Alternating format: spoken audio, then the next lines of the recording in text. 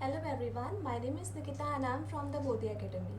Today we are going to start with a new chapter from 9th Standard Science textbook, that is chapter number 5, the fundamental unit of life. Okay, so with this we are starting with the biology part of the 9th Standard Science. Okay, now when we talk about this chapter, fundamental unit of life, what do you think about the title of the chapter? Fundamental unit of life. In the English language, this the meaning of this word fundamental. Okay, fundamental means very important. Okay, a thing which is very necessary, very functional. So that is the meaning of fundamental. Now, why is it related to our life? What is it? What is the fundamental part of our life which keeps life going and which has kept the life existing? All these questions will be answering in this chapter. Okay, now while examining a thin slice of cork, the bark of a tree, the scrapings from the bark of a tree, Robert Hooke, the scientist, saw that it resembled the structure of a honeycomb consisting of many little compartments. So he took some scrapings from the bark of the tree and he saw that it resembled the it resembled the honeycomb structure. Now, how is the structure of a honeycomb? It has many similar segments, right? He saw something like this. He saw many similar segments. So, but he didn't know what these segments were. Okay, this was in the year 1665 and Hooke made this chance observation through a self-designed microscope. So now where did he observe this? He observed this under a self-designed microscope. Okay, and then when he didn't knew what these compartments, what these small boxes were, he just called them as cells. Okay, he didn't knew what is the meaning of cell, what is the meaning of that, but he just called them cells because he knew that the Latin word for the cell was a little room. Okay, it was a little room. So thinking about it as compartments, he just called them cells. Okay, now after that the discovery of what a cell actually is came when the actual compound microscope was discovered. Okay, so in this compound microscope, the in this activity we will see what experiment was done. Okay, let us take a small piece of an onion bulb. With the help of a pair of forceps, we peel the skin, okay, from the concave side of the onion, and this layer can be put in a watch glass containing water, and after that it is observed under the microscope, under this compound microscope. What was observed? What they got the picture like this. Okay, it was observed again as small compartments, but inside the compartment there was a small tiny dot like thing. Now what was this tiny dot like thing? Okay, these structures look similar to each other. Okay, these structures, the small compartments, these compartments, they looked similar to each other. Okay, together they form a bigger structure like an onion bulb. From this activity, we find that onion bulbs of different sizes have similar structures visible under a microscope.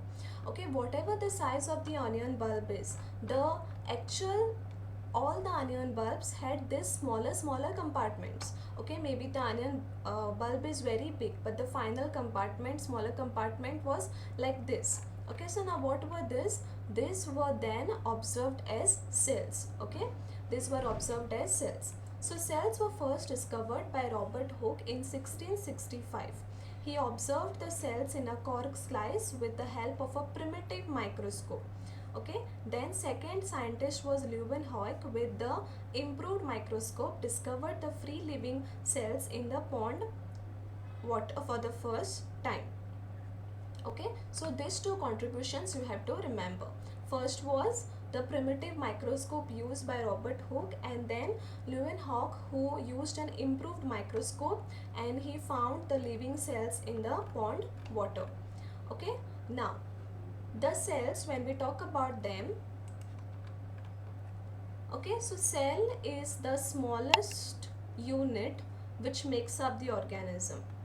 Okay, it is the smallest unit which makes the organism. Now at this point we have to just remember that cells together combine to form something called as a tissue. Okay, this tissue part you will be learning in the next chapter. Okay, this tissue then combine to form the organs. Okay, and then organs combine to form the organ system. Okay, so which becomes the smallest part? The smallest part becomes the cells. Okay, now how they organize to become a tissue, that is a different point. Okay, so depending upon the organization and the number of cells, the organism, the final organism, either can be unicellular or it can be multicellular. Okay, now what do you understand by this term unicellular? Uni means one and multi means many. Okay, so unicellular means containing only one cell, and multicellular means containing more than one cell.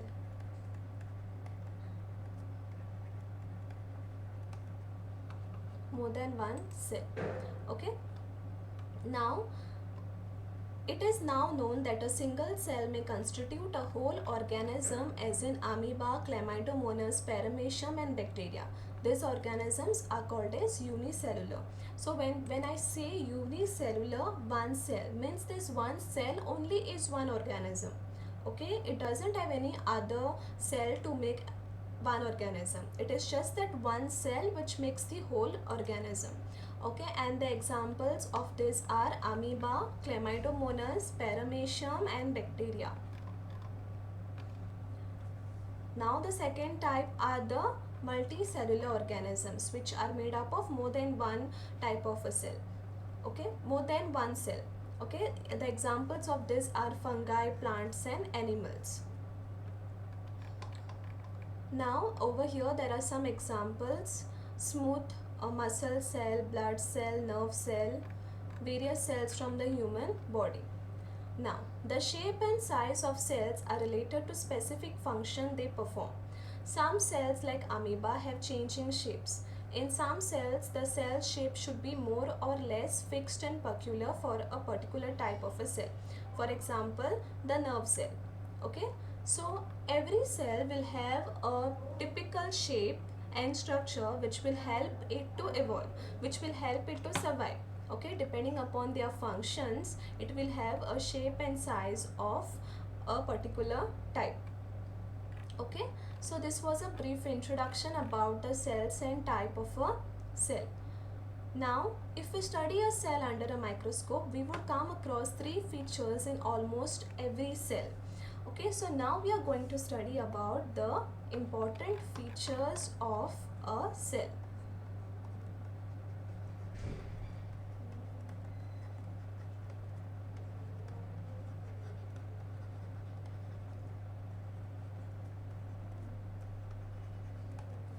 Okay, in this today what we are going to cover is the plasma membrane. The first feature which we are going to cover today is the plasma membrane.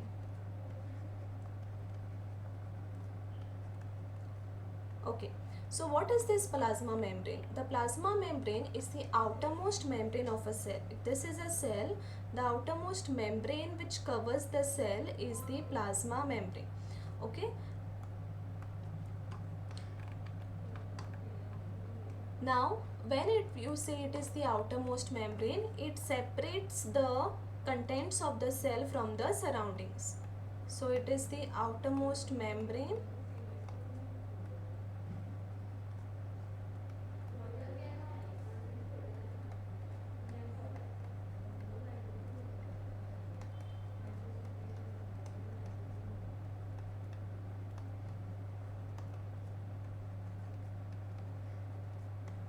It separates the content of the cell from the outside environment. Okay. So now when you say it separates the contents of the cell from the outside environment, this plasma membrane will decide what has to come inside the cell and what cannot come inside the cell. Okay, what can come inside the cell and what can go outside the cell. So it it gives the permission for some of the contents to go inside and come outside. So that's why we call this as a selectively permeable membrane.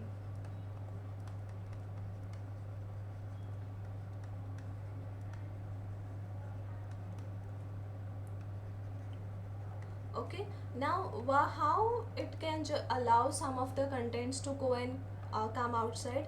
This is because it is porous. Okay, this membrane contains pores. So because it is porous, it allows the passage of other materials in and out of the cell, and hence it is called as a selectively permeable membrane. So very important question for in exam point of view is, plasma membrane of a cell is called as a selectively permeable membrane. Justify. So you have to answer it. Okay, giving these points. Now, some substances like carbon dioxide or oxygen gases, okay, they can move across the cell by a process called as diffusion. Okay, diffusion means wherein the gases pass from inside and outside the cell, that is called as diffusion. Okay, something similar to this happens in a cell when, for example, substances like CO2 accumulates in high concentration inside the cell. In the cell's external environment, the concentration of CO2 is low as compared to that of the inside. Okay, now as there is difference in the concentration of carbon dioxide inside and outside the cell, carbon dioxide moves out of the cell from a region of high concentration to a region of low concentration. Okay, so when we talk about diffusion, diffusion occurs in the plasma membrane of the gases. Okay, diffusion of gases. Okay, let's see what it is. Now we are talking about the gas carbon dioxide. Okay, now what is the condition given over here? Some substances like CO2 accumulates in high concentration inside the cell. Okay, so CO2 concentration, they are saying it is higher inside the cell. Okay, and it is lower outside the cell, it is lower. As soon as now there is difference in the concentration of CO2 inside and outside of the cell. So carbon dioxide moves out of the cell from a region of high concentration to a region of low concentration. Okay, so now we have seen that CO2 is higher inside the cell and lower outside the cell, and by rule, okay, by rule of diffusion of gases, the gases always move from higher concentration to a lower concentration. Okay, they move from a higher to a lower concentration. So now in this case, the gas will be moving, CO2 gas will be moving outside. Okay, and in that case wherein oxygen, if suppose oxygen is higher outside the cell and lower inside the cell, okay, then oxygen gas will be moving from higher to lower concentration, that it will be moving from outside to inside the cell. Okay, so you have to remember this rule, that gases move from, in diffusion of gases, the movement of gases is from higher concentration to lower concentration through the membrane. Okay, now the movement of water, now we saw the movement of gases, diffusion of gases by the process of diffusion. Water also obeys this law of diffusion.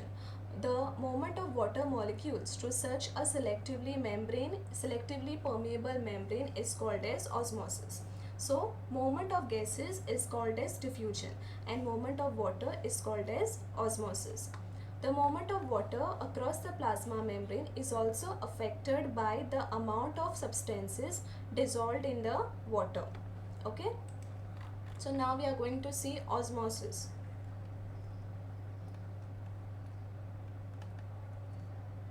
That is movement of water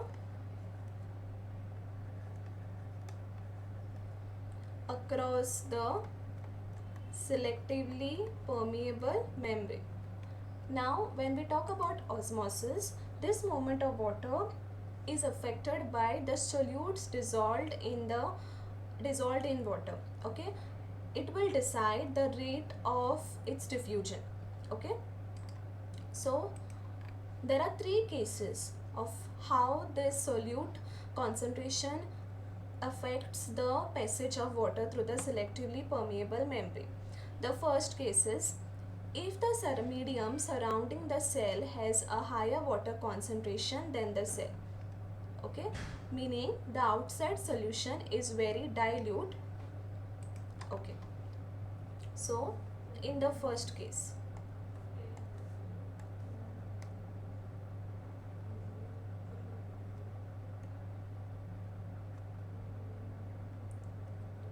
in the first case, if this is the water and this is the cell, so in this case the cell has a higher water concentration, then the surrounding medium has a higher water concentration than the cell. Okay, so means the surrounding medium is dilute. Now when you say dilute, means it has low solute concentration. So it has less solute and the cell has more solute. Okay, less solute, more water outside the cell, and more solute, less water inside the cell. Okay, now in this solution what will happen, such a solution is called as hypotonic solution. Hypotonic solution wherein the water concentration is more outside the cell. Okay, now we know that the cell will gain water in this case. Now why the cell will gain water? The cells gain water because of this law. Okay, it moves from higher concentration to lower concentration. Okay, higher water concentration to lower water concentration. Okay, so high water concentration to low water concentration. Okay, it will go inside the cell. We know that there is high water concentration outside in the external medium, there is more water concentration. So the movement of water will be from higher to lower. In lower it is less, inside the cell the water is less, so the water will be moving from lower concentration to higher concentration, and in this case the cell will swell. Swelling of the cell. Okay, and in this case it is called as a hypotonic solution. Okay, now next we will see what is hypertonic solution.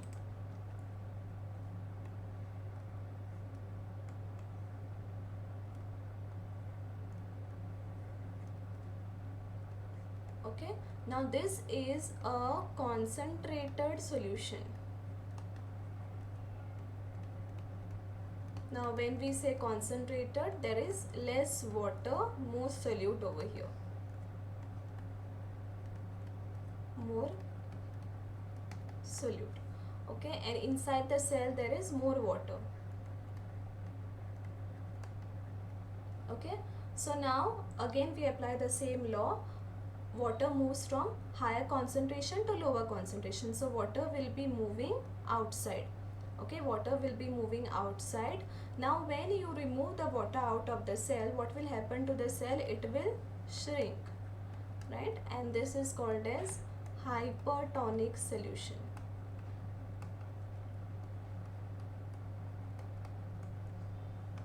Okay, so these were two types of solution, and the last one is an isotonic solution. Now what is an isotonic solution? Wherein there is balanced. Okay, the concentration of water inside and outside the cell, when it is balanced, it is called as an isotonic solution, wherein there will be no passage of water in or out of the cell, because it is balanced. Okay, the overall there will be no movement of water, as no net movement of water will occur across the cell membrane. Okay, so such a solution is called as isotonic solution. So under plasma membrane, we saw what is a plasma membrane, why it is called as a selectively permeable membrane, and we saw two instances. First is diffusion. Under diffusion we saw the movement of CO2 and oxygen, and then we studied what is osmosis. Under osmosis we saw what is hypertonic, hypotonic and isotonic solutions. So the questions over here will be explain diffusion, and they can also ask explain osmosis. So when they say explain osmosis, you have to explain all the concepts, all the solutions, because osmosis is not just the passage of water, but it is affected by the substances dissolved inside the water. Okay, so in that case you have to explain what is hypertonic, hypotonic and isotonic solutions. Okay, and in the start of this video we saw the discovery of cell, the microscope, and also we saw the two types of cells depending upon the number of cells. Okay, so yes, this is it for the video. In the next video we will be dealing with more concepts, and we will be studying different other parts of one particular cell. Okay, so yes, thank you for watching my video. Please like, share and subscribe to our channel.